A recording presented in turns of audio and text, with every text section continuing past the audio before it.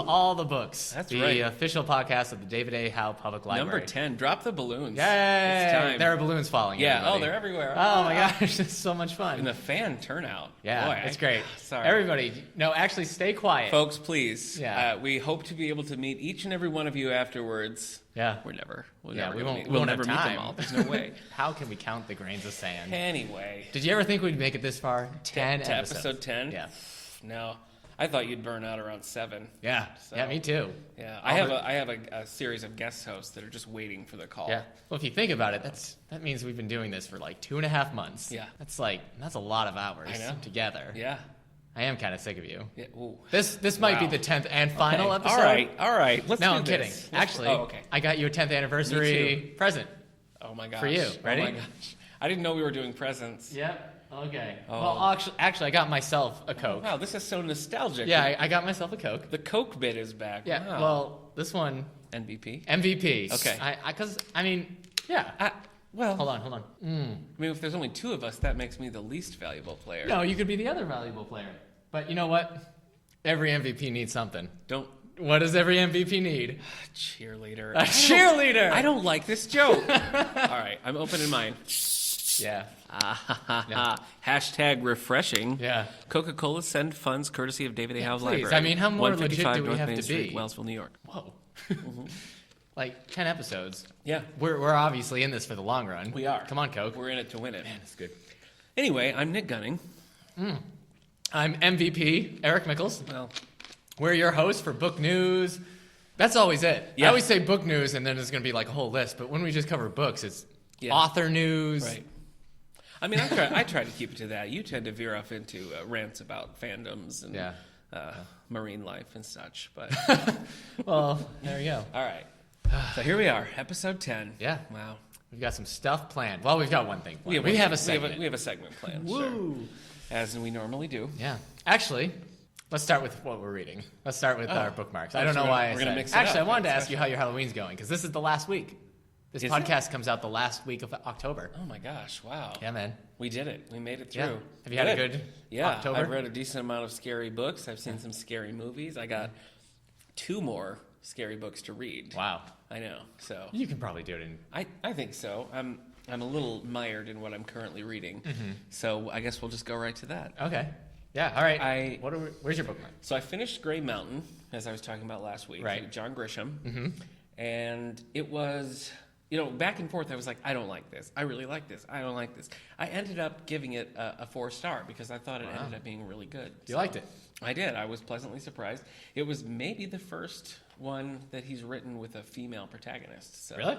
Different. Good for him. There's others, I'm sure, where there's prominent female characters, but this was centered on a woman, so it was different. I finished up the second volume of Green Arrow, the Kevin Smith run, yeah. So I read Quiver, and that was good and weird. Sounds of Violence, Volume 2, which we have in the collection here, was also pretty good. Have you read it? I haven't read the second one. That no. one, the only problem with that was there was a lot of supporting characters. It was a short book, and there was way too many supporting characters. So, and I think Kevin Smith is done after Volume 2. I think Because so. the third one is written by Brad Metzer, who writes He writes a bunch. yeah. He writes. What's that one you like? The book? Yeah, what He is he that wrote the Book of Fate. That's it. That's the one I'm thinking of. He writes. I don't know what you call them. Political That thrillers. was what I'd say, yeah. Okay. Anyway, so I finished both of those. I was going to jump right into my Head Full of Ghosts, or Room Full of Ghosts, whatever one it is. Sure. But I noticed Karen Slaughter's Pretty Girls on our return shelf. It's brand new. It just came out. We talked about this recently. I never read Karen Slaughter. Okay. And so I picked it up and was like, yeah. So I'm Her about... name terrifies me. Yeah. At this point, I don't know that I would pick up a second Karen Slaughter. I'm not hating How far it. are you in? 2/3. Okay. Wow. Yeah. So, I would say it's just okay so far. Maybe the ending will grab me, and I'm definitely going to finish it. It's not bad, but it's not great. Okay. The other thing that I have here, and I've been saving this just for you. reading? If you remember a few episodes back, I picked up the Betty and Veronica There it Halloween is. Annual, My Love of Archie comics. Well, now these digests, it's a mix of old, new comics. So I'm reading towards the end, and here's a little story called Teen Morphs. What? It's an Archie parody of the Animorphs, Eric. Look at it. Look right there. Look at that picture. Folks, if you could see this, there's a little kid turning into a polar bear. Now, I'm sure if you read the story, they'd get some things wrong, but it's a marriage of two things we love. Why are you doing this to me? Archie comics. Why are you bringing this in? And the Animorphs. So anyway, that is in the Betty and Veronica Halloween Annual. I'd be happy to lend it to you. Just let me know.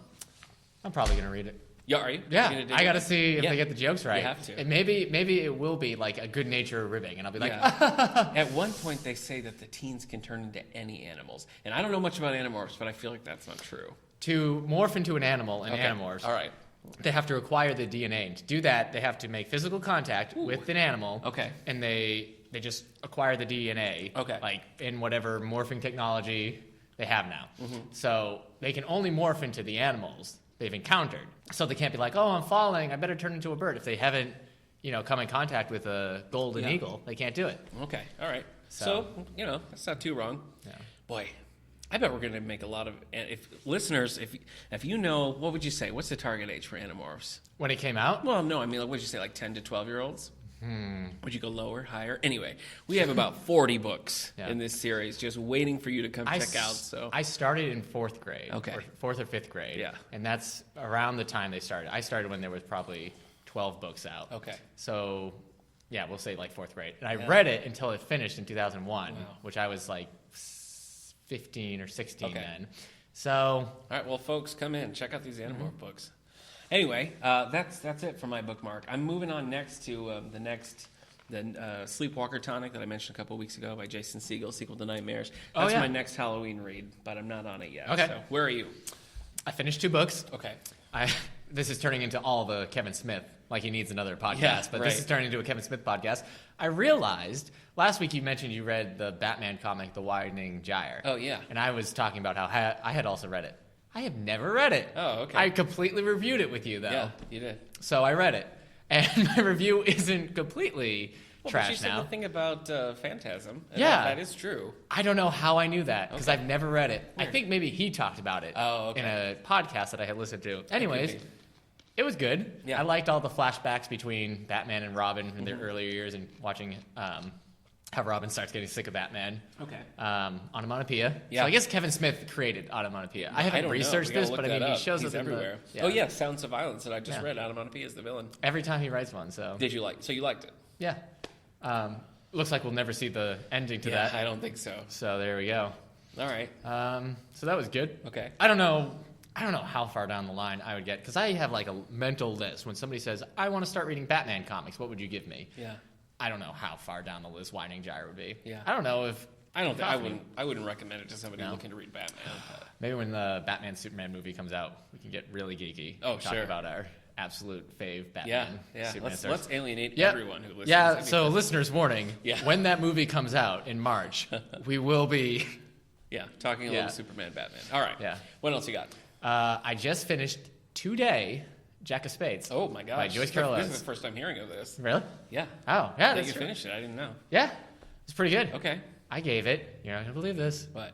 5 stars? 5 stars. Oh, my gosh. I gave it 5 stars. Yeah. It was short. It was quick. It was... It was good. I thought you'd like intense. it. I did. That's impressive. It's funny because you're right. Stephen King's in there like everywhere. Yeah. I keep mentioning him. Yeah. It reminds me of a Stephen King book. Uh-huh. It reminded me a lot of Secret Window Yeah. at times without all the like twists and whatnot. So it was just interesting.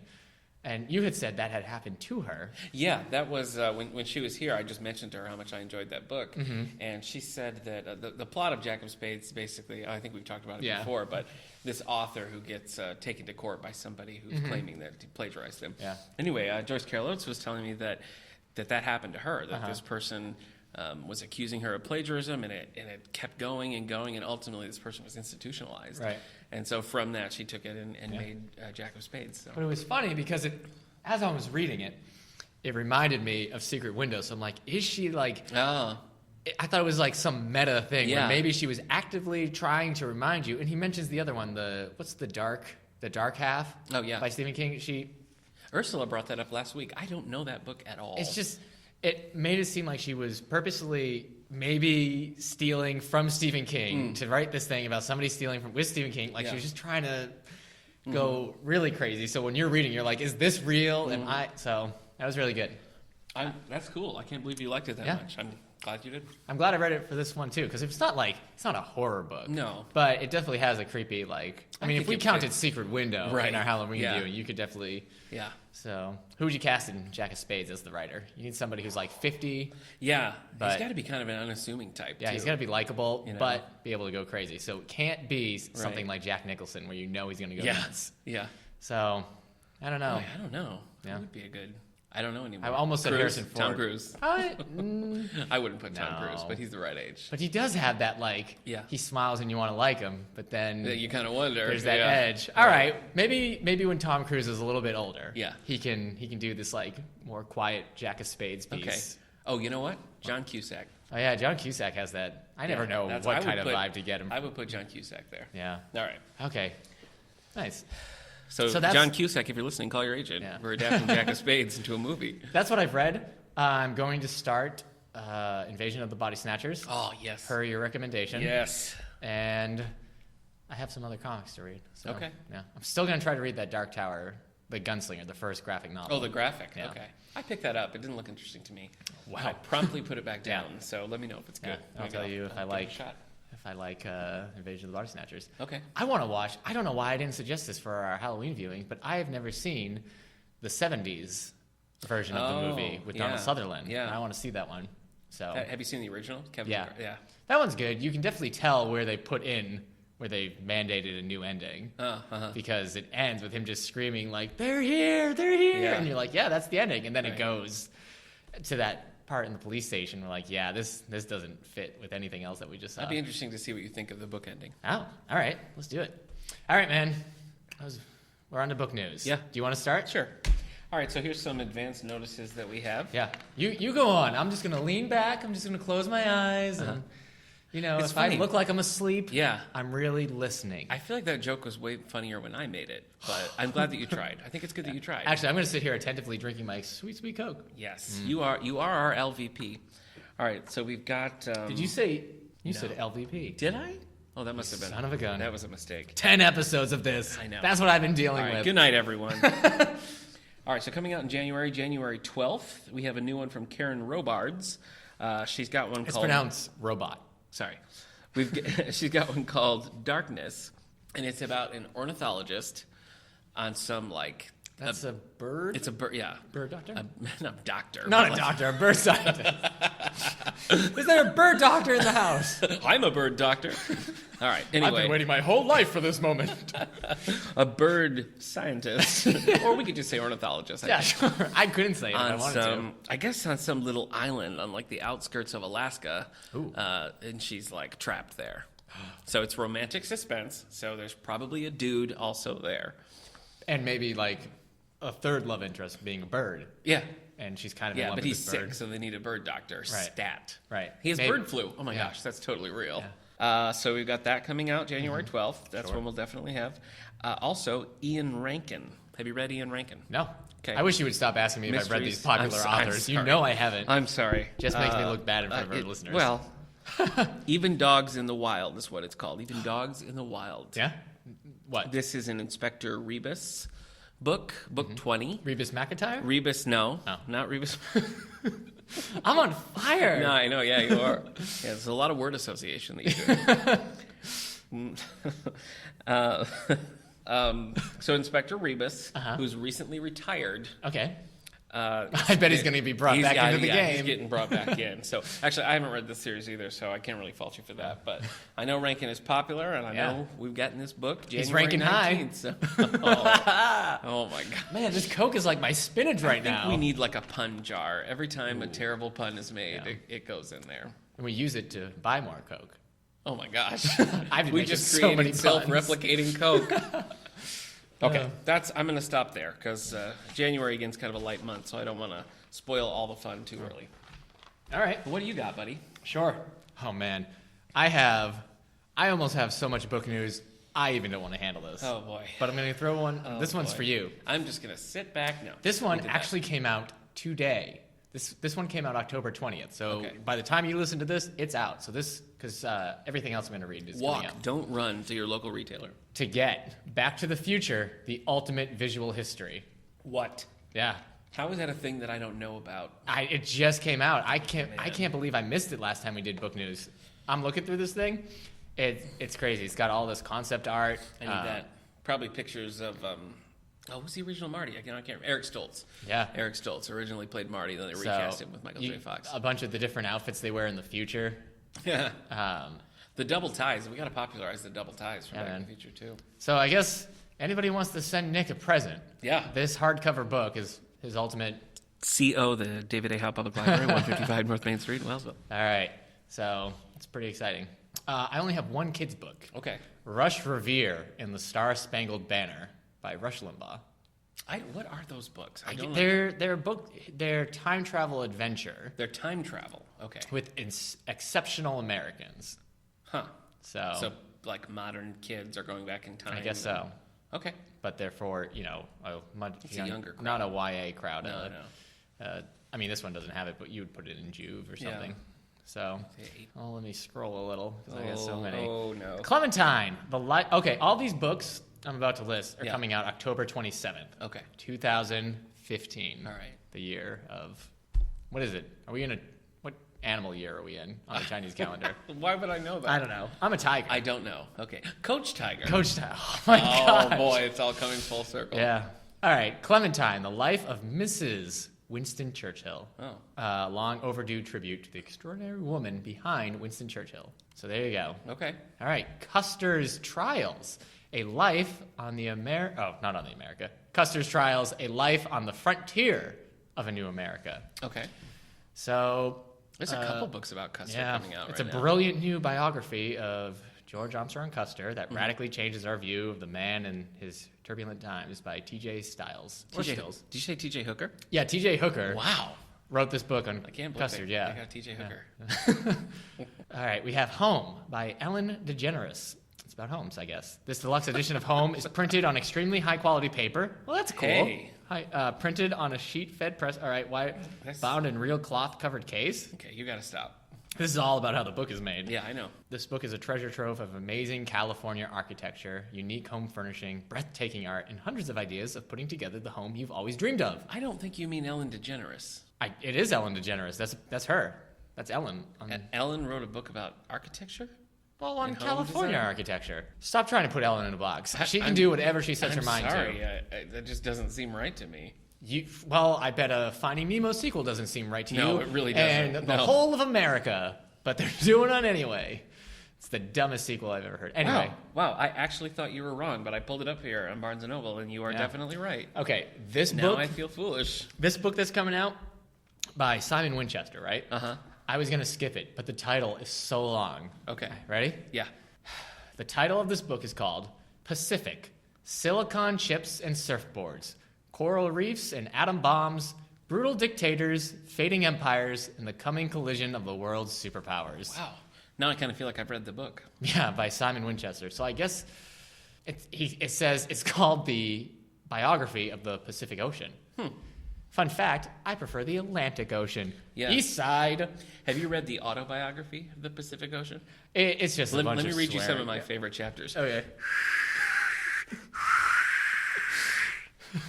Yeah.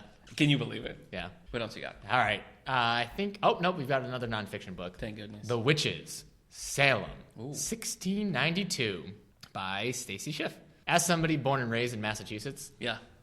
There's always this part of me that's like, I want to learn more about the Salem witch trials. Yeah. I don't. Yeah. Because what if, somewhere in my bloodline is a witch? Ooh. And I guess... You're part witch? I think the male term is warlock or wizard. You can get some scholarships for that. Yeah, that'd be great. All right, I think I'm done with nonfiction. Oh, Okay. I'm not. Ooh. Wildflower. This is a biography. Try to get... All right, I'm going to give you some hints on whose biography this is. Okay. Drew I've Barrymore. actually got... Oh, how'd you know? As I saw it in the Publishers Weekly. Darn it! I'm sorry. All right.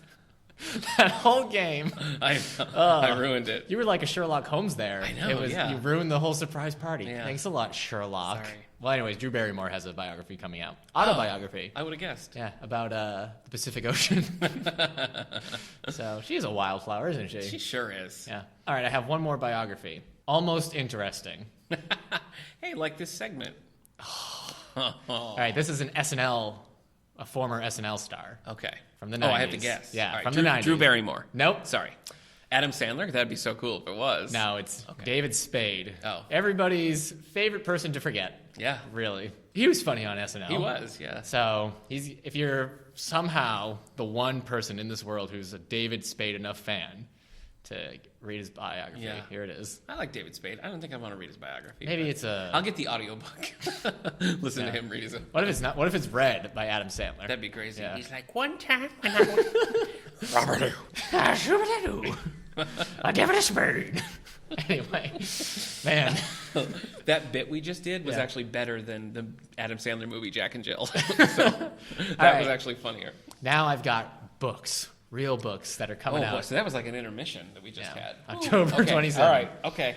I'm ready. I think you've mentioned this one before. We're going to get to this weird spot where the books I'm reporting on about coming out are the ones you've announced in your... So I think this is the first one. Yeah, I agree. You're totally redundant. Go on. Not really, man. This is great. This is great. Oh, yeah. Have your Coke. No, I just need to remember I'm the MVP. Yeah. You're doing a bad job as a cheerleader. You're going to get kicked off the cheerleader squad. You just got to remember that you bought yourself a Coke that said MVP. Mm-hmm. They had it there for me. Dwell on that. Okay. I had to look forever for that cheerleader one. Wow. So that's probably less funny. Yeah. Your dedication to stale bits is really... It's inspiring. Yeah. I'm not as dedicated to it as David Spade. That's true. So, burn. Yeah. All right. Christmas Bells. Wow, yeah, okay. Cheravani? I don't know. Cheverini. The point is, Christmas Bells. By Jennifer... By Jennifer C. Yeah, by Jennifer C. I thought you had brought this up. Maybe I did. I'm going to buy you a whole bunch of Christmas books. After Alice. Gregory Maguire. He wrote all those Oz books. Like those weird fantasy sci-fi Wizard of Oz. Like Wicked. Yeah, and other stuff about that. So now he's doing Alice in Wonderland. Well, they're not just Oz. I mean, he has one about the stepsisters. There's a bunch of...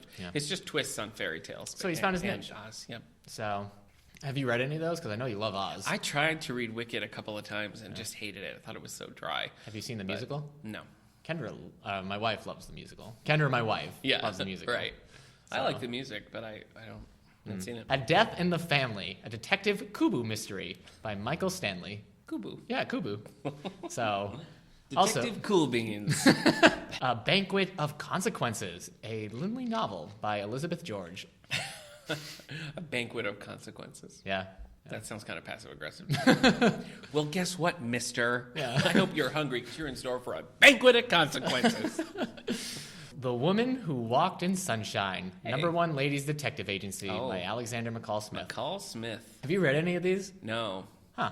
No, he's got that whole series. He's got the typing school. He looks like John Lithgow. Does he? Yeah. 44 Scotland Street. That's another series. Okay. Yeah, he's popular. So those books are popular too. That didn't really add anything. I'm sorry. I was like, it sounded like I was defending them. Like, I'll show you. Man, it was really aggressive. Yeah. The Theory of Death, a Decker Lazarus novel by Faye Kellerman. Kellerman. Yeah. If her name was Killerman, and she teamed up with Slaughter, that'd be a Killerman and Slaughter. Yeah. That sounds like a TV show on like TNT about renegade lawyers. So she looks like Anna Gasteyer. Wow. Yeah. I'm just going to tell you who every author looks like. Take a guess and say it. So, Shopaholic to the Rescue. Ooh. Shopaholic to the Rescue by Sophie Kinsella. Or Kinsella. That's a long-running series. It's got to be like book 5 or something. Yeah. Well, I just told you like book 12 of the series, and you didn't have anything to say about that. Sorry. Here comes book 5, and you're falling over yourself well, trying I to guess compliment it's just because You hate the #1 Ladies Detective Agency, don't you? What? All right, ready? Yeah. I got my last one. Okay. Oh, wow. I'm wrong. What? There are Shopaholic to the Rescue. Is that what you just said? Yeah. That's the 8th book. Oh. So it was actually more than I expected. So you're still more impressed that now there's 8 books as opposed to the 12 #1 detective lady Well, because agency. those are like detective series tend to be long running. This is about someone who shops. And there's 8 books. So yeah, I'm surprised. Shopping never ends. I know, I guess not. So I just got to find a bargain. All right, this is my last book. You ready? Yep. Depraved Heart, Scarpita novel by Patricia Cornwell. Oh, Scarpetta. Have you read anything by her? What did My you say? wife has read a Scarpetta novel. I have not. So I don't know. They never quite appealed to me. Yeah. How's your Coke doing? I'm out. Hey, I know how to pace myself. I've got a whole look at that. Yeah, I guess I just need the caffeine rush to get through the beginnings of this. That's podcast. how I felt about your book news. That I really needed to dig in. It's everybody's book news. You're right. Yeah, you're right. It is. So before we get into our segment, this is the part where we're just going to remind you that if you have any comments, thoughts about anything, remember to tweet us at All the Books Show on Twitter. Yep. Or get on the David A. Howe Public Library Facebook page. Yeah. Our Wellsville at stls.org. Email. That's right. So you got your 3 options. Yeah. Also, shout out to our radio listeners. Yeah. Angelica Community Radio Station. Woo! Every Wednesday night at 9 p.m. That's right. The soothing sounds of Nick and Eric. Yeah, let all the books lull you to sleep. That's right. If anything, let all the books help you pick your nighttime read. That's right. So yeah. You turned into little Mark Wahlberg there. Yeah. Okay. All right. Yeah. Picking out some books. Listening to the radio. Yeah. Okay. All right. All right. Do we have anything else we want to talk about before we get to the segment? Let me ask you this. Okay. Are there upcoming books that you're waiting for? That I'm waiting for? Yeah, that you want to read. Okay. I've got such a backlog. Mm-hmm. When I find out a new book is coming out that I want to read, it's almost like too much. Obviously, I want to read Brandon Sanderson's new Mistborn book. Oh, yeah. But the problem with that is I'm one book behind in that series. Oh. I've got there's a lot. You start. There's series that I like, but like Stuart Woods, I like Stone Barrington, but I'm not caught up on Stone Barrington. I like Murder She Wrote, but I'm not caught up. So. The ones, I've been looking forward to reading Rogue Lore. Rogue Lore. I've been looking forward to reading Rogue Lawyer. Rogue Lore. How about that? Is a fantasy book about a thief. Yeah. And the history of thieving in that world. Hey, y'all, this is Rogue. I'm looking forward to that coming out, a Rogue Lawyer. Sure. I ordered my copy from Barnes & Noble. Okay. I'm looking forward to the third in the Mr. Mercedes trilogy coming out from Stephen King. That's coming out in like April. Okay, so you got a while for that one. Yeah, that's a long ways away. But I've You've got a Bazaar of Bad Dreams. Yeah, Bazaar of Bad Dreams is coming out. It's coming out in November. That's a short? It's I've never read any of his short stories besides Drunken Fireworks, which I think Drunken Fireworks is also included in that. So. Oh, okay. Yeah, those are the ones that I'm kind of waiting for. All right. Well, Dan Wells is starting a new series. Oh yeah, called Blue Screen, and that comes out. I can't tell you. It comes out next year. Okay. So I'm excited to write that. It looks like it's a cyberpunk. It comes out in February. It's a cyberpunk series. Brandon Sanderson's got the third Reckoners book coming out around January or March. It's nice to be I wish that I was caught up in all the series I like because I love anticipating books. Yeah. I am looking forward to the second Lois Lane book coming out. Yeah, that's coming out in May. I know. It's so you've got till the summer. But I know. I mean, I do want to read that Stephen King, and there's a few others here and there. But all right, so it's time for our segment. It is our 10th podcast episode. As we mentioned. You guys, all our listeners, you've spent a lot of time with us, and us with you. Do we have a punch card thing where if they listen to 10 podcasts, like the 11th is free? Yeah, the 11th is free. Okay. So you don't actually have to send those to us. So those of you who've started from the next episode, free of charge, man. Yeah, 11th episode, yeah. Yep. So also, if you're just starting, all the episodes are free as well. Yeah. So don't start freaking out. Yeah, don't worry. We don't charge. No. But the 11th episode is free. Yeah. So every 11th tell episode. Friends. Tell your friends.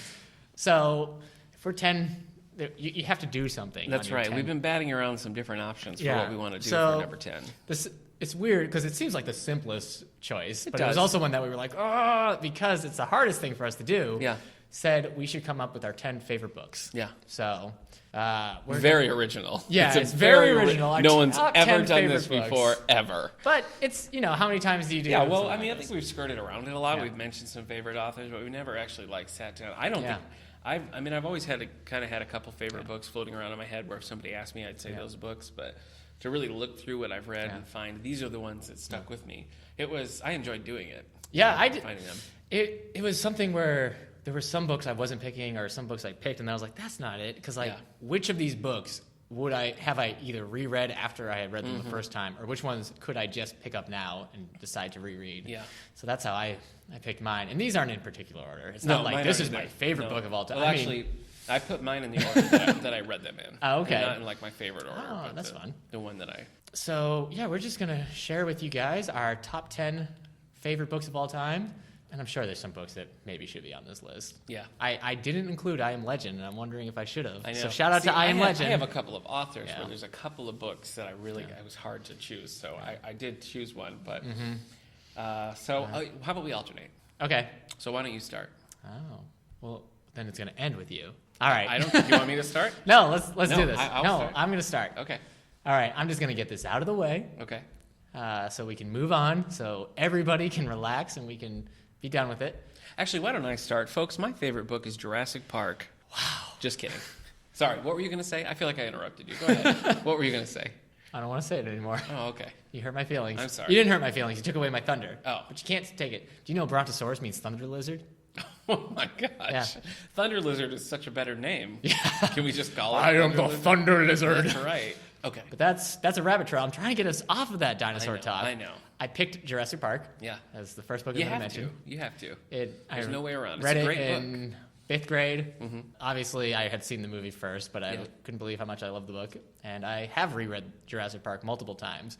One time, I read Jurassic Park, then immediately it was like, I had a third left of Jurassic Park to read on this like reread of it. So I finished it, and then I just picked up Lost World and read that in one day. Mm-hmm. So I had this like big Jurassic Park night. It was great. That's a big night. Any Jurassic Park night is great. Have you read like any of the junior? There's a novelization. The first Jurassic Park book I read was the Jurassic Park junior novelization of the movie. Yeah, I had that book. So I read that a lot. But did you read like? I read the Lost World one. Not Jurassic Park 3 or Jurassic World? I haven't read the Jurassic World one, no. Mm-hmm. Jurassic Park 3, as you know, I've had some problems with. Did you read it, though? Did you no. read it? Oh, okay. No. I read it, actually. I didn't care. Yeah. So. It didn't add anything. It was hard. I didn't pick Timeline because I always say if Jurassic Park didn't exist, Timeline would be my favorite Crichton novel. But Jurassic Park does exist. So, and I only wanted to pick one one Michael Crichton book. Mm-hmm. So I picked Jurassic Park, and I would definitely reread it. So, well, I'm with you on that. I didn't put it on my list of favorites, but it is a great book. If you haven't read it or if you've just seen the movie, it's definitely worth a read. Yeah. So there we go. I got that out of the way. Yep. Nothing else on this list is Jurassic Park related, unless somehow it is. Yeah. Unless it cycles back around. Yeah. The Encyclopedia of Dinosaurs in the Jurassic Park films. Okay. Number 2 favorite film. No. All right. Go ahead. The Jurassic Park Visual Diary. Yeah. Oh, I got both junior novelizations for the 2 movies. Oh, good. Okay. Yeah. All right. That's great. The sticker book. My favorite book is it's a series called Animorphs. No, it's not. I'm sorry. That's 2. Yeah. So like I said, I went through my list and I put these in order in which I read them. Yeah. Okay. I have no such order. So the first one that I'm going to include is The Testament by John Grisham. Oh. Put Grish on your list. I know, I put Grish there. First Grish I ever read. My second is also The Testament by John Grisham. Really? No. Oh, okay. I'm doing a bit. Oh, okay. Oh, yeah, all right. Anyway, The Testament by John Grisham. Sure. It was the first Grisham book that I had it was the first time I encountered John Grisham. I was a senior in high school. I was on a trip with my grandparents. We were driving down to Florida. Okay. And she was reading The Testament in the seat in front of me. Uh-huh. And I looked over her shoulder when she started and just kind of like read the first page and then was like hooked. And so I just kept reading it. Wow. So about the first 100 pages of this book or so, I read in a car over my grandma's shoulder. Wow.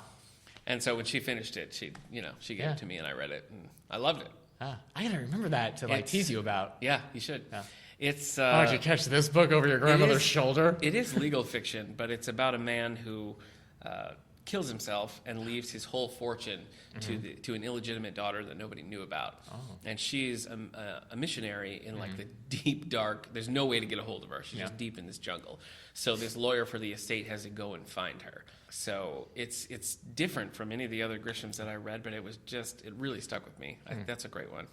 So that's my number 1. That was 2001. I wonder if you get a job as a lawyer, you probably think you're safe from having to ever go into like the darkest depths of the Congo. Yeah. Or, the you think you're probably safe from that, but no. And then they're like, hey, guess what? You're like, darn it. Mm-hmm. But then you know what? Gennaro from Jurassic Park probably didn't think he was going to get eaten by a T-Rex. Yeah. Being a lawyer and all. Look what I did. I brought it back. Yeah, good job. All right. I'm going to pick the most recent thing I've read. The Silver Linings Playbook. Oh. By Matthew Quick. That is good. I loved it. Mm-hmm. That was it. We did it as a book club. We did. I'm pretty sure I was the only one to give it 5. There might have been one other person who gave it 5 stars. I don't think I gave it 5, but I loved the book. Yeah, and I also really like the movie a lot. Yeah, I do too. It's weird because that's not really the type of movie I tend to buy on DVD. Yeah. Because I want something I'll rewatch, but I have rewatched it. Mm-hmm. Oh, I think it's rewatchable. But I think I've said about Jurassic Park how they're different entities. Yeah. And But I feel like Silver Linings Playbook, with the book and the movie, they almost complete each other. Yeah. Because there's some stuff, like Robert De Niro is a much more likable father figure. Well, the character's fleshed out more in the movie, I think. You never really get any insight in the book. Right. And, in the book, he's kind of a jerk. Yeah. And so I like combining those versions. But I like the book's take on the brother and the therapist a lot more. I think they stronger. expanded those. But he has a friend. I can't remember the friend's name in the movie. The friend who invites him to dinner, who introduces him to Nikki. He's much more likable in the movie. Right? Right. Nikki's his wife, Tiffany. The friend's much more likable in the movie. Yeah.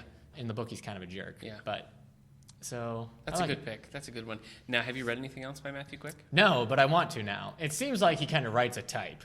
Like, if you like Silver Linings Playbook, then the Good Luck of Right Now is probably... He just put a new one out recently. Is that the one you mentioned? No, I can't remember the new one that he just wrote. Yeah, I'd like to read more by him, too.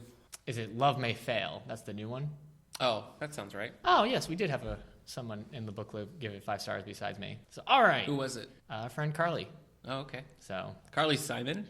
Yeah, Carly Simon. Boy, she's so vain, she probably thinks this podcast is about her. Oh. No, it's... Oh, wait, there's a giveaway for it right now on Goodreads. Oh, my gosh. Love May Fail. I'm going to enter it right now as you... No, that seems right. All right. But yes, it's actually... And it's weird because it's not really the type of book that you would think that I would, fall in love with. No. But I did. You're unpredictable. Whoa! Doo-doo-doo. That's a 90s song. Oh.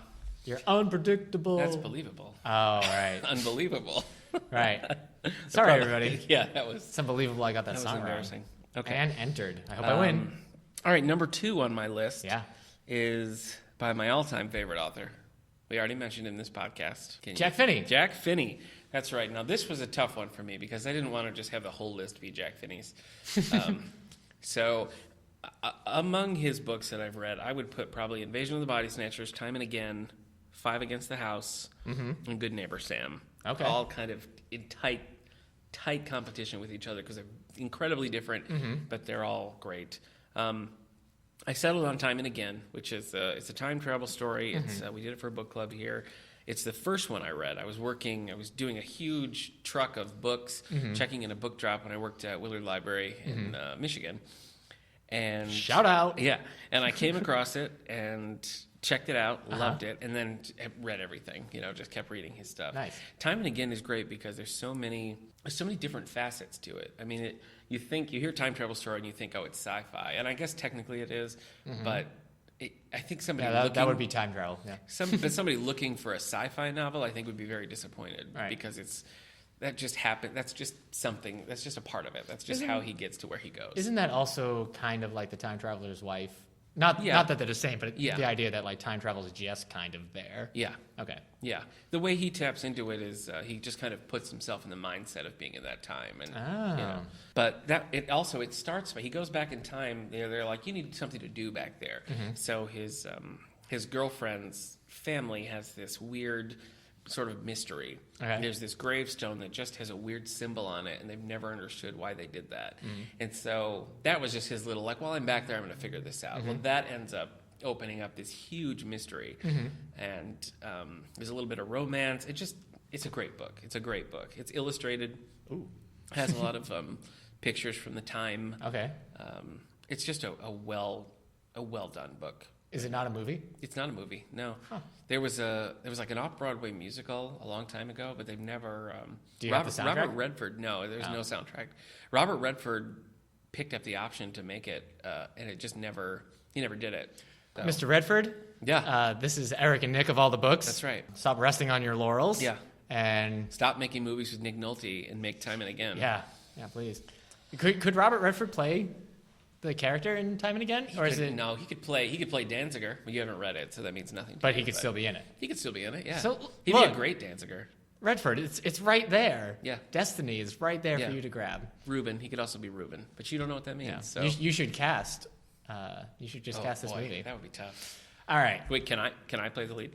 If you want. Oh, thank goodness. You could be one of those vain directors who also cast himself. That would be great. Yeah, you could be the new M. Night. Yeah. Okay. So I would strongly recommend Time and Again. Yeah. I got 2 unconventional ones, so I'll stick with this one. Might not technically count as a book, but I can't not include it. It's The Complete Calvin and Hobbes, the old newspaper comic. They released a set because they used to just be in those like collections. Yeah. But they released a complete set of Calvin and Hobbes where the hardcovers it's the whole set in 3 hardcovers or 4 paperbacks depending on which one you get. Mm-hmm. And I'm going to count it. Okay. Because if I was on a deserted island and somebody gave me like choices of books, I would definitely take that. Calvin Hobbes. It's great. I read it as a kid, and it's so funny because you read it as a kid and you get it, and you want to do all this stuff from Calvin and Hobbes, and then you read an adult and you get it because you were a kid, and it all makes sense. It's great. You've never read Calvin and Hobbes? I was just gonna say I don't think I've ever read like a full comic strip. You think there was if there was people upset with my Harry Potter comments last week? Yeah. That I've never read a Calvin and Hobbes comment you just made. Yeah. That should set the internet. Well, I don't have anything against it. I wasn't like I'm never gonna read Calvin and Hobbes. Are you? Are you gonna read Calvin and Hobbes? Sure. Send one my way. I'll read it. I got nothing against Calvin and Hobbes. It's just great. It's I can't. I mean, the internet and the world has gushed enough about Calvin and Hobbes. It's great how he ended it. He did it for 10 years, and then he just stopped. And it's not just dying in print right now. We're looking at you, Garfield. Yeah, right. Eric, wait, hold on. This just in. Garfield still hates Mondays.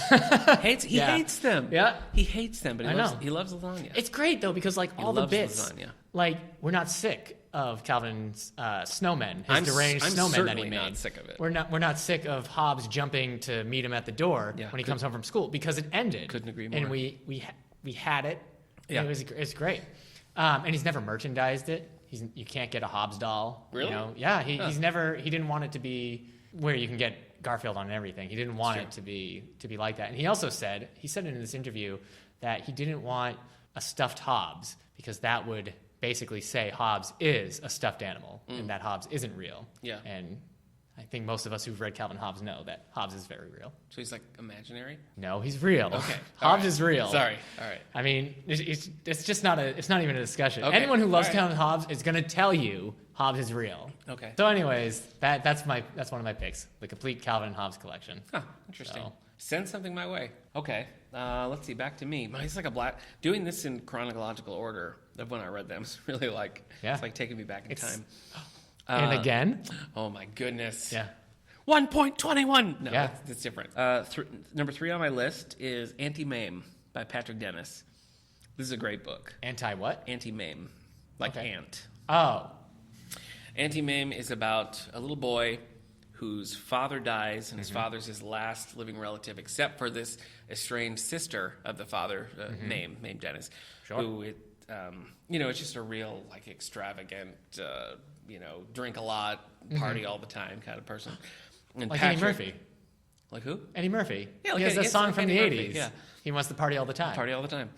So Patrick goes and has to live with his Anti-Mame, and he's had this very uptight childhood, and suddenly it's just like he's doing crazy things. So it's hilarious.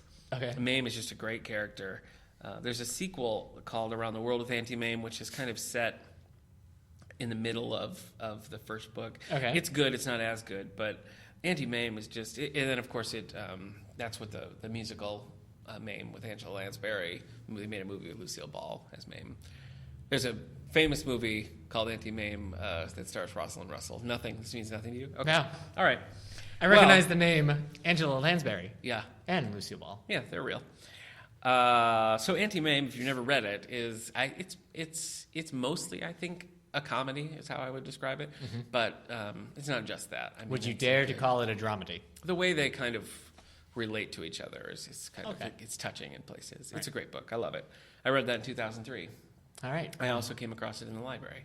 But I had my stepdad brought me home a big box of records one time, and in that was the original Broadway cast recording of Mame with Angela Lansbury. Look at you. So I listened to that and listened to the record a bunch. So I was kind of familiar with that, and then I saw the book and was like, hey. Is there a line I in any of those songs where she says, "Heaven's me, is that a spot"? No. Okay. That's Beauty and the Beast. Right. Okay.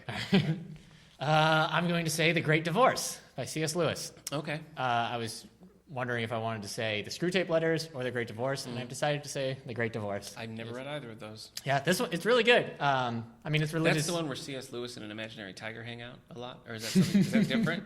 No. I would read that. Okay. The Great Divorce, it's a good book. It's religious allegory, so if If that's not your thing, you probably won't like it. But if it is your thing, you might like it. You might. So, I've read Narnia and I read Out of the Silent Planet. Oh, I've read a few of his. I've read a lot of his stuff. I like Screw Tape Letters a lot. It was the first thing I read of his. Okay. And I almost started to say Until We Have Faces, which is another book by him, and it's less allegorical, so it might be easier to suggest to people who aren't looking for that kind of stuff. But The Great Divorce is really good. It's very straightforward in what it's doing. There's a lot of imagery and concepts in it that I still carry with me. So there we go. Interesting. Okay. I mean, we should just say divorce is never great. No. It's a horrible thing. Right. But this is different. It's the great divorce between heaven, earth, and hell. I see. So it's not like some kid celebrating, my parents are getting divorced. There's 2 Christmases. Okay. My number 4 is by an author who you might not think of as an author, Steve Martin. Yeah. Have you read any of his fiction? No, but I mean, I know he writes a lot. Yeah, he's got. He has plays. He has books of short, comedic things. The first thing I read by him was Pure Drivel, which is hilarious. All right. The Pleasure of My Company. Oh. Is I guess I was betting you were going to say Shop Girl. Well, it was really hard. Okay. Because both of those are right. They would be on a bigger list. They both would be there. All right. And I thought I got to narrow this down to one. All right. Well, in 10 more podcasts, we'll do our top 20 books of all time. Okay. Oh, man. The 100th episode is going to be a long one. The Pleasure of My Company, it deals with a man, Daniel Pecan Cambridge is his name. And he's got some, I don't know if you'd say OCD. He lives kind of an isolated life, and he's got a lot of quirks, and he meets this kid and this woman, and they develop this relationship that is just, it's fascinating, and it's just very deep. You don't it's not what you'd expect. It was the first of the novels that I read. There's 3, and I read it again recently, the last couple of years. And it's just as good. I mean, the last 3 books, Time and Again, Anti-Mame, and The Pleasure of My Company, are some of the few books that I've read multiple times. And I just loved The Pleasure of My Company. Shop Girl's also very good. It's almost novella length. It's shorter. And a movie. Yeah, it's a movie too. Claire Danes. That's right. They're both great. I finally settled on The Pleasure of My Company just because I think that the character's always making grids and diagrams of how he's going to structure his life. And he only has so many squares that he can fill with things. And so the book also has those illustrations and stuff. And it makes a really complete experience. So all right. Another one that I would say definitely read. Cool. This is a nonfiction one that I read a long time ago as a kid. It was funny when I was putting this together. These are I have a lot of classics I read as preteen and stuff, and then maybe read it again as a teen. It's just kind of stayed. It's called Writing Science Fiction and Fantasy by Crawford Killian. This one is always when I was a kid, if I was into something, I read everything I could at the library. So if I decided I wanted to be a babysitter, I would have read 20 books on babysitting. If I wanted The Babysitter's Club? No, except for those. But if I wanted to build a fort, I'd read 20 books on fort building. I was always reading books on how to write, and I can't even remember half the titles. My Goodreads, I have a writing shelf, but only 6 are there because I can't remember the stuff I read when I was 10. Yeah. But this one, my mom got for me from a magazine, and I read it cover to cover to cover. It didn't have 3 covers. I don't know why I read them there. A 3rd cover. I can't, and I still take it out, and it's great. It has it. Even if you're not looking to write, it's interesting because there's a section where he just talks about the different genres of science fiction and fantasy. So it's a nice, and I've read a lot of others writing books and other podcasts about it, but this one, it's fun to see all the subgenres that make up and makes you, I feel it's good to read books on writing, and it's good to hear people talk about how to write because it also helps you be a better reader. Because of this, I now know when I'm reading science fiction, what kind of sci-fi I'm reading and what to maybe expect, what tropes are part of it. So it's good. Say the title again. It's just called Writing Science Fiction and Fantasy by Crawford Killian. So I can't even remember when this came out. It was if you're looking to write sci-fi and fantasy, this would be one I would definitely suggest.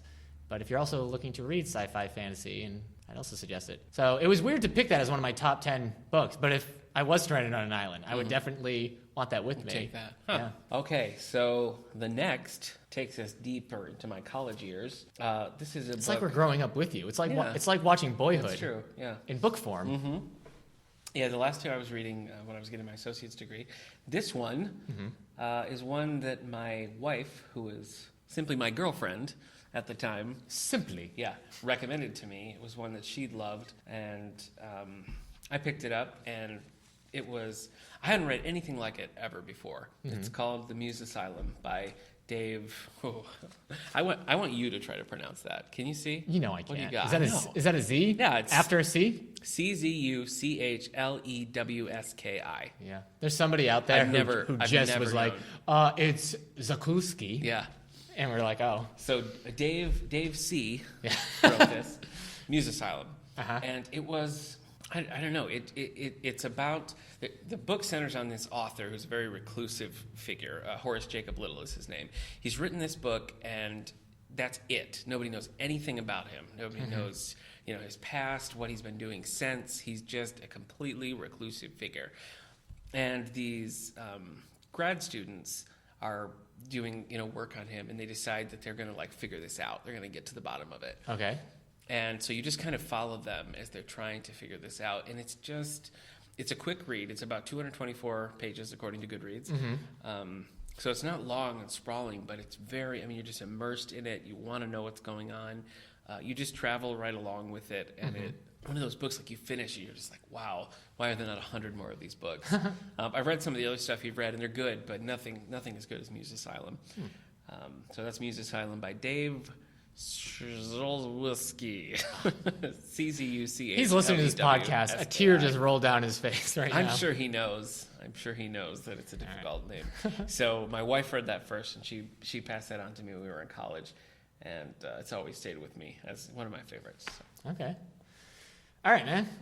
Is that why you married her? Yeah. Because she recommended that book? It was that book. You read this book, you're like, well, Fahrenheit 451. Okay. It's on my list by Ray Bradbury. I would like to read that. I can't believe you haven't. I know. You've read no Ray Bradbury? I think that's true. Whew.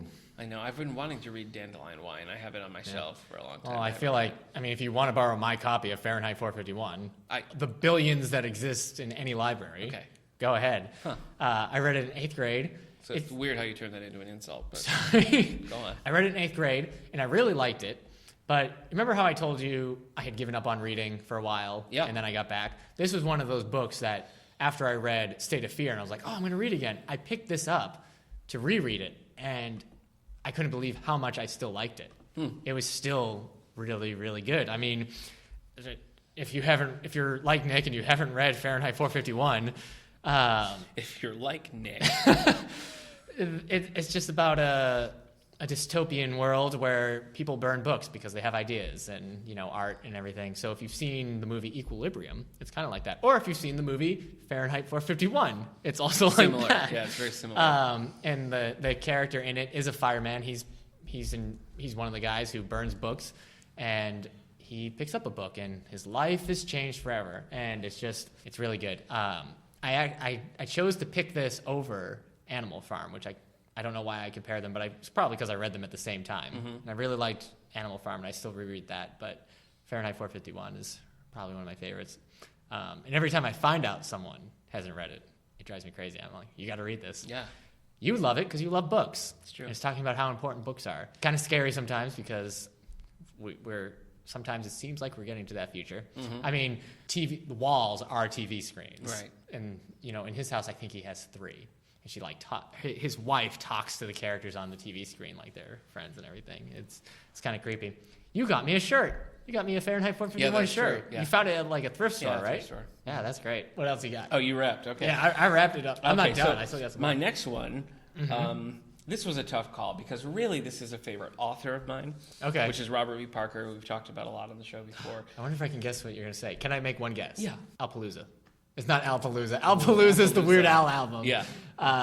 Appaloosa.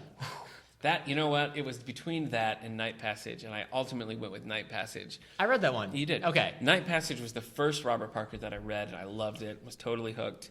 Appaloosa, though, it's a Western. Right. Appaloosa is a Western, and they made the movie with Ed Harris. Right. And Alpalooza is the Weird Al Jurassic Park Jurassic Park album, right? Yeah. Okay. So Appaloosa is a great Western, and it's one of my very favorites of his. I went with Night Passage. It's the first in his Jesse Stone series. Right. Jesse Stone is basically he washes out of the LAPD. He's got a drinking problem, and he finds his way to a little town in Paradise, Massachusetts. East Side. And he ends up, being their chief of police, and it's just they expect him to be terrible and a drunk, but he's actually sharp and very good, and he's got a lot going on. He's like played by Tom Selleck in the they made the movies with Tom Selleck. So Night Passage made my cut. Are you picking Night Passage as a representation of the whole series? Yeah. Okay. I think Night Passage still is my favorite of the Jesse Stone series, but yeah. All right. I'm going to say The Most Dangerous Game by Richard Kono. I don't know that at all. Most Dangerous Game? Yeah. Read this in high school. It's a short story. I can't even tell you how many pages it is. Boy. I got it for $1. You're just not following the rules. It's 48 pages. Okay. So it's a magazine article. It's great. I love it. The most dangerous. You don't know anything about this? Guy washes up on an island after his boat sinks. Oh. Anyway, there's a Russian aristocrat who lives there, and he hunts the most dangerous game.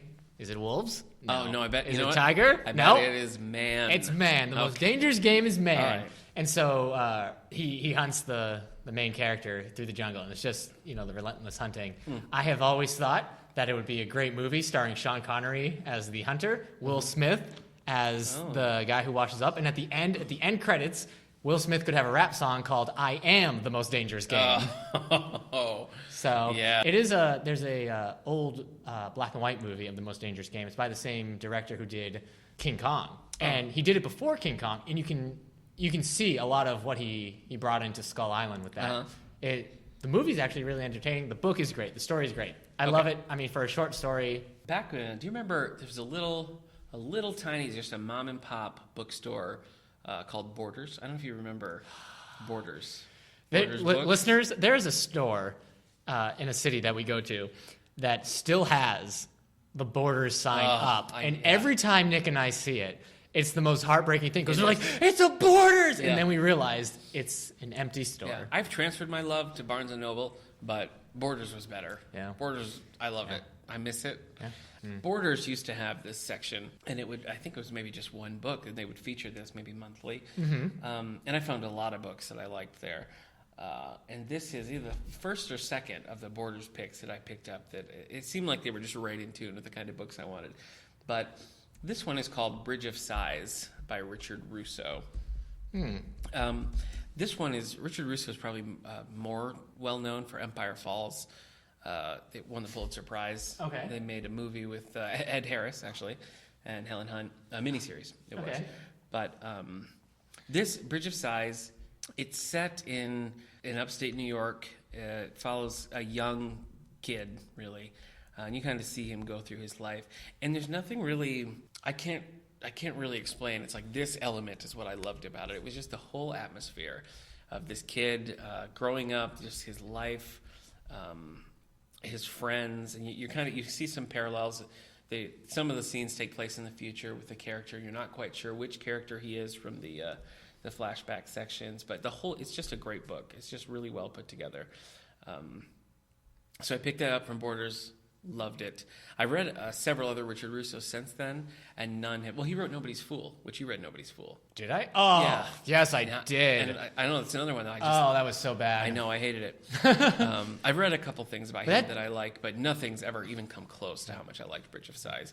And that's one that the character, whose name is Lucy, Lewis is his name, but they call him Lucy.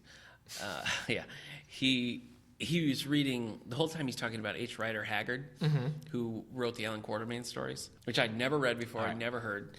And after I read this book, I went out and found them, and I read King Solomon's Mines and Marie and Alan's Wife and a bunch of the old H. Rider Haggards. Watched League of Extraordinary Gentlemen? No, I've never seen it. So this book was great, and it opened up the whole world of H. Rider Haggard to me, too, because the character was just so in love with that character. Right. And so I read that, and it kind of gave me some new insight. But Bridge of Sighs, not really a comedy. I guess it's more of like a family drama. I mean, it's a lot of the small town life, and then the stuff in the future is set, I think, in France, I want to say, and follows a totally different kind of set of people. So I know, it just really got me, and it's always stayed with me. Okay. League of Extraordinary Gentlemen, Quartermain is played by Sean Connery. Oh, that's right. Yeah. We're on number 8. Ready? Hyperion by Dan Simmons. I love it. I remember you read that recently. A few years ago. Feels like recent. Maybe not. Yeah. It was one of those books that, like, it took me forever. I had heard it recommended on a podcast, found it at a Borders that was going out of business. Yeah. So I picked that up, and it took me forever to actually read it because the cover is not great. Yeah. And every time I try to suggest it to somebody, I always have to be like, don't look at the cover. And I had no real idea what it was. I almost thought it was a fantasy book, but when you read the description and stuff, you realize it's sci-fi. And it's great. And one of the reasons why it's so great is because it's the story of this collection of people on this pilgrimage to a different planet have you ever read, what's that book? The Canterbury Tales. It's like in high school. Right. It's the sci-fi version of Canterbury Tales in a way, because these people on this journey, they all start sharing their story about why they're going on this journey. And so what's cool is each story is a different subgenre of sci-fi. So you have the military science fiction. You have like the cyberpunk film noir Blade Runner science fiction. You have the space opera, and you have like this really sad story about a father whose daughter interacts with this creature called the Shrike, and the daughter starts de-aging. She starts getting younger and younger. And so as he's getting older, he's watching his daughter get younger and younger and start forgetting stuff. And so you have that. And so it's just really great sci-fi stories all in one book. So it's almost like he couldn't decide what sci-fi genre he wanted to write. So it feels more like short stories the way you're describing it. Well, yeah, because it's a frame story. So they're going on this journey. And there's a sequel called The Fall of Hyperion that's also really good. But The Fall of Hyperion isn't a frame story. Okay. It's just a straight chronological sci-fi epic. But this one, because it's just going... I mean, the stories are still long, and, if they were just novellas, they would still be really good. Okay. There's 4 books total, right? In the Hyperion series? Yeah. There's Hyperion, there's Fall of Hyperion, and then there's 2 other books that fall along with it that I haven't read. I can't remember the titles of those. Endymion? Oh, yeah. I don't know how to say that. Yeah. The Rise of Endymion and... They they seem dense. Are they not dense? I guess maybe that depends on the person reading it. Because when I read picked one up before, and it just seemed like, I don't know. Right, because he also writes, he wrote The Terror. He writes dense, long books. Okay. But if anybody's looking for like a really great sci-fi book, and this won the Hugo Award when it came out, if you're looking for something that like covers a whole lot of ground, this is great. It's one of my favorites. Well, that same display in Borders put me on to a book called Jim the Boy by Tony Early. Okay. And it's I loved Jim the Boy. Mm-hmm. And there's a sequel. It's set, I don't know, I want to say like Great Depression era. Okay. And it's just in Jim the Boy, he's 8 or 9 years old. His father's dead. He lives with his mother and about 4 uncles. Okay. And it's just kind of the story of him like living life, and I really enjoyed that. But and that's the one I found at Borders. I found on the display. There's a sequel that was written a lot of years later. The first book came out in about 2000, and The Blue Star came out in 2008. Okay.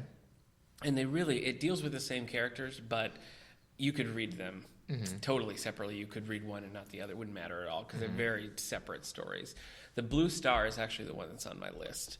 And this picks up Jim Glass's story when he's a teenager. Mm-hmm. So it's about 10 years later. And it's just the setting that he creates, the characters all feel so real. Right. And you get so invested in like Jim's life and the things, going on in the world. I mean, it's set World War II era. Mm-hmm. It's just really engaging. You just find yourself like rooting for this character. And he's such I think you might like it in that the writing is very sparse. It's really, but it's still like evocative of this whole, there's the world that they're in. It brings out these nostalgic feelings, So that one, I think even more than Jim the Boy, that one to me was just a great book. That's it. The Blue Star by Tony Early. All right. Almost to the end. Number 9, our 9th pick of our 10 favorite books of all time. I'm going to say Ringworld. So Ringworm? No, you always say that. Sorry. And you always think it's so funny. No, I thought... Listeners, please send in whether or not that joke was funny. I mean, if you have Ringworm, I'm concerned. It's Ringworld. You have Ringworld? Oh, that's worse. That is worse. Yeah. By Larry Niven. Uh-huh. It's part of the Known Space series that he writes. This came out in 1970. It's also a Hugo winner. I had collected some like Hugo winners that I was trying to read through in one set, and this one, it kind of like took me by surprise by how much I liked it. I picked this over, say, Starship Troopers or the Forever War, so that was weird for me, but it's just such like a fun, it's fun. Mm-hmm. So like a lot of times, like really good sci-fi, it might not necessarily be fun, but this one is. It's an adventure. This scientist, this alien, which is part of their race of puppeteers, not people with puppets. That's just what they're called because they like to control things behind the scenes. And now how do they do that with puppets? They're three-legged, two-headed aliens. Okay. He also travels with this alien called a Kins or a Zin. It's an 8-foot red fur cat-like alien. So just imagine like an 8-foot tall tiger. Okay. With boy, a lot of tiger talk today. Yeah. That would be a great name for a podcast. Tiger Talk? Tiger Talk. Yeah. Tiger Talk with Eric Mickles. So anyways, he travels across this with the aliens. He travels along with this other girl from Earth, and they find the Ring World. And the Ring World is just this artificial world that is giant, but it rotates around a sun. And it's crazy, just some of the stuff. It's one of those things that it's too big. Like the Ring World is too big to really ever exist. But if this was a movie, it would look great. If you've ever played the Halo games, they've got a lot in common with the Ring World. And it's hard to really describe why this book is so fun and so good. It just explores this crazy setup, how they made things. There's this mountain in this book that's just giant. And like, why would they ever make a mountain that big? Because no one's ever going to be, it serves no purpose. But it turns out a meteor had just gone through the Ring World and crashed. But the people who live on this world, they're stuck in kind of an almost before medieval age. They're stuck in like a stone age because there's no real metal or anything to harness or anything. It's crazy stuff. I love it. It's massive. The idea that the puppeteers, they end up breeding humans based off whoever seems to be the most lucky person. So they're trying to breed for luck. And it's crazy to think that like you would breed and then have somebody who's like the luckiest person in the universe, and like their luck is affecting everybody around them, and just how dangerous it's crazy. Wow. But there's 4 sequels, there's 4 prequels. I haven't read any of them, though I do have the sequel, The Ringworld Engineers. But if you haven't read Larry Niven, it's one of my favorite sci-fi books, Ringworld. So, and he's still writing some stuff. Is he? Yeah.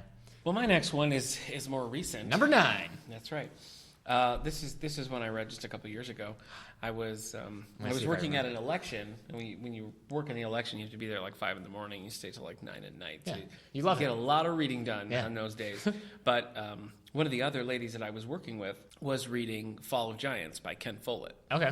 And it was one that I was kind of aware of, and it looked intriguing to me. What? I'm thinking of Pillars of the Earth. Oh, God. No. Yeah, that was terrible. I hate Pillars of the Earth. All right. Anyway. I dropped the ball, Ken. I knew about this book. And so she'd set it down. I said, "You mind if I flip through this?" Mm-hmm. And I read the first, the first couple of sections and really liked it. Okay. So I picked up a copy, and it's a massive book. I mean, it's and there's 3 of them. It's a trilogy. Yeah, this is Fall of Giants is the first in the Century trilogy, but this one's about 1,000 pages, and it just follows. It follows all these different groups around this time. This one is set at World War I, so in 1911 or so. It follows groups from all different countries, different stations in life. There's a million characters, and somehow it works. You keep track of all the characters. You kind of jump from story to story, and of course, there's stories that I prefer to others, but you just really get a sense of the time, everything that's happening, and the characters just become so real. It's but it's it's the opposite of the Blue Star, because the Blue Star is so quick and sparse and like boom to the point. And this is huge and expansive, and everything.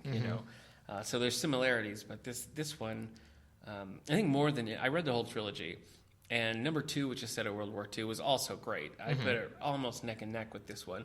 The third one was set during the Cold War and was just kind of a letdown. I thought it was kind of a drag the way it ended. But Fall of Giants is definitely worth reading. You still have me convinced after how bad Pillars of the Earth was, because I read that one. Yeah. But after about that one is, I didn't think I would want to read anything else by him, but you still have me convinced that Fall of the Giants is going to be good. Yeah. I don't know. Do you like historical? Do you like... I like history. Okay. Yeah, it's funny because we tried to read Pillars of the Earth for a book club, and you succeeded. I did not succeed. I don't know if finishing that book was a success. Yeah. And Pillars of the Earth is the one that everybody thinks of. I mean, it's like the great classic. Yeah. It's got the miniseries. It's got everything. Boy, yeah, I really hated that one. It has a giant European-style board game as well. Oh, really? Yeah. That's funny. It's kind of similar to maybe games like Castles of Burgundy or Settlers of Catan. It's kind of nuts. Huh. Well, I guess it makes sense. They're building a cathedral the whole time. Yeah. So yeah, you're competing. Could, but the characters from the book are in there. So, yeah, I'm putting the first book in the Century Trilogy on my list. Fall of Giants by Ken Follett. Okay. Nice. And now we're on our last books. Number 10.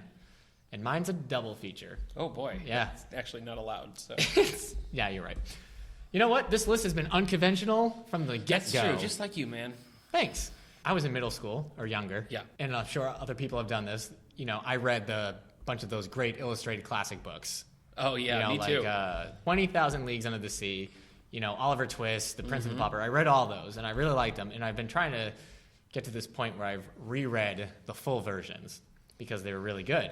But two that I've read when I was reading those illustrated classics that I reread as the full versions, and I've reread those full versions multiple times, are White Fang and Call of the Wild by Jack London. And all right. Sometimes I'll allow you to combine those. Sometimes I think they might be like my favorite books. Really? Like if you ask me, like, what's your favorite book of all time? I always say Jurassic Park. Yeah. But again, in a world without Jurassic Park. In a world without Jurassic Park. I might say White Fang and Call of the Wild. They're just great, and they're short, and I don't know what it is. It's just one's about a dog who goes wild, and one's about a wild dog who, becomes tame. Oh. White Fang's the wolf who finds a happy life, and Call of the Wild is the one about Buck, the dog, who becomes a sled dog and then wolfs out. Okay. So I don't know why I love them so much. Probably because of my love of animals, but they're great. And I can't choose. I can never choose between Call of the Wild and White Fang. But if I had to, I might pick White Fang. Okay. Have you ever read them? No, I haven't. You've never read? Wow. And you love dogs. I know. I do. I don't know which of these you might like the best. Are either of them set at Christmas? Because that would really help me. I'm just kidding. Maybe at the end, White Fang has some Christmas. There's snow, right? Yeah. I mean, there's snow. But it's interesting because it's just one of those things that I read as a kid in a kid version. Yeah. Read it again as a teen in the adult version. And then read it as an adult. And like every time I read it, I'm like, I love this book. So nice. They're great. Jack London. I haven't read anything else by Jack London. I guess I've been meaning to read The Sea Wolf, but I think that's about a boat, not a wolf that travels on the sea. So if it was about a wolf pirate, yeah, like a pirate wolf, I would read it. But Whitebeard, the pirate. Yeah, I have told this to people too. I'm like, I love White Fang and Call of the Wild. And they're like, weird, because they're like, I think I remember reading that in high school. Is it good? But they're great. Huh. So okay, so that was your last. That was number 10. That was in 11. The last on my list. So this is the most recent book you've read. Yes. I wonder if no, I mean the most on my list. Right. Actually, now I kind of look at it, I think maybe Fall of Giants came after, but okay. But who can be sure? Right. I could. Goodreads. Yeah. Okay. All right. So this is what we've got. Okay. This is a book called Domestic Violets, not Violence. You suggested this to me. Violet, like the color. Yeah, after you read this. Domestic Violence by Matthew Norman. Okay. So it is about a man whose father is a Pulitzer Prize winning writer. Yeah. And Tom Violet, the main character, wants to be a writer, but he's kind of like in his dad's shadow. And so he works at an ad agency, and he turns 35, and his life is kind of like, he's just like, this is humdrum. This is not what I want. And, things happen after that. So I don't want to give too much away, but it does sound good. I added it to my to-read list after you sent it to me. I don't know. It's very modern, I guess is how I would describe it. It feels really fresh. The characters are great. The dialogue is particularly good. The dialogue and just the narration by the character is just all, you totally get the kind of guy that he is, and you can sympathize with him. You can go along, and like some things you're like, he shouldn't do it, but you also kind of want him to do the things he does. So it's just it's a strong book, and I don't think this author has written like anything else. Right. At least no other fiction that I've ever come across. Right. But That's Matthew Norman is the author of that. So Matthew, if you're listening, please write another book. I'd like to read it. That book came, and it might be weird that I know this, but you had this run of reading some like quirky titles around that time, because you read that one. You read, is it called The Book of Joe? Yeah, I read The Book of Joe. Right, and you read Silver Linings Playbook. Yeah. And you read Attachments. Yeah. I remember you like reading them all around the same time. Yeah. So if anyone was like paying attention besides me, which apparently I paid like very much attention. A weird stalker. It might have looked like you're going through like a midlife crisis in book form. Yeah. With some of that stuff. That's true. So. That's true. All right, domestic violence. I didn't think you were going to put that one. Oh, really? I completely forgot about it. I mean, it's on my to-read list, and I always think about picking it up. I actually thought Book of Joe was going to be on your list. Book of Joe? Oh, that was really good. That's written by Jonathan Tropper, who just wrote that one, what was that called? This Is Where I Leave You. They just made a movie of it with Jason Bateman and Tina Fey and all that. I haven't read any of the others, but Book of Joe was really good. Okay. Well, there we go. Those are the top 10 books Nick and I would, I guess, I mean, we didn't say we would be on a deserted island with just these books. I'd probably take these books. Yeah, those would be the 10 books I would take on an island. Yeah. So stop in, because we're going to put all these books on a display, and we'll also put links on Facebook and Twitter and the website listing all these books. So if you're interested in anything we have, we'll have the links listed. Wow. That you could find. Now I've got all this, I've got to get those links together. I didn't realize that was happening. And, if you want to send in email or a tweet or a Facebook message about your favorite books. Oh, good idea. Don't make it 10. We're not going to read 10 of yours, especially if there's 10 people and they send in 10 favorite books. That's 100 books we got to go through. Yeah. No, thank you. So send in like your favorite book, and we'll let people know. And if you hate our picks and you think they're terrible, if you think Ringworld is one of the worst books science fiction ever made, or I don't know, The Fall of Giants is vastly inferior to Pillars of the Earth, let us know. Yeah. Because we would like to know. Send it our way. Yeah. I hope you enjoyed this special 10th anniversary. I guess it's not 10th anniversary. I mean, it is. But this 10th episode of all the books. Mm-hmm. We've enjoyed making them. We're going to keep on making them. That's right. To just into the future. Yep. I'm out of really encouraging. All right. Well, why don't we just jump to library news? What do you got going on next week? We will be showing Frankenstein, Dracula, and Creature of the Black Lagoon in the auditorium. 6:45. 6:45. Yep. It's Wednesday, Thursday, Friday. Yeah. So I can't remember which is on which day, but if it's a classic monster movie marathon. Classic movies. So I've seen Frankenstein. I prefer Bride of Frankenstein, but it'll be fun. So if you're looking for some Halloween fun, it's free. Come to the library and watch those films.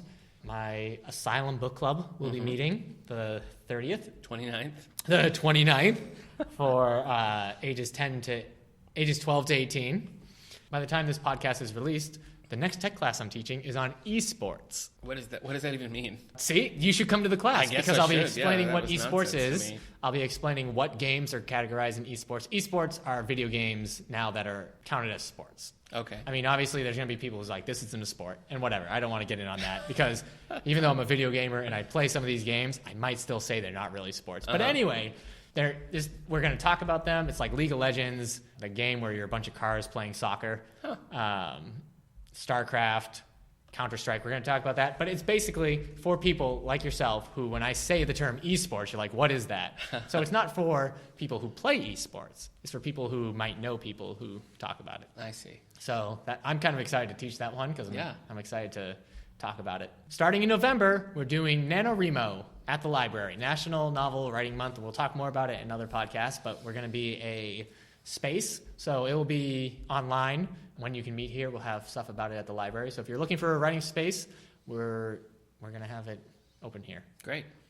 I've got next week is the fun Halloween craft class, 4 o'clock on the 29th, October 29th. Sally Murphy's going to be doing the Halloween mason jars, which they look cool. I think people are going to like them. I want to make one. The book clubs right now are reading Landline by Rainbow Rowell and Salem's Lot by Stephen King. All right. And that's going to do it for us at All the Books. I've been Eric. I've been Nick. Thanks for listening. Yeah.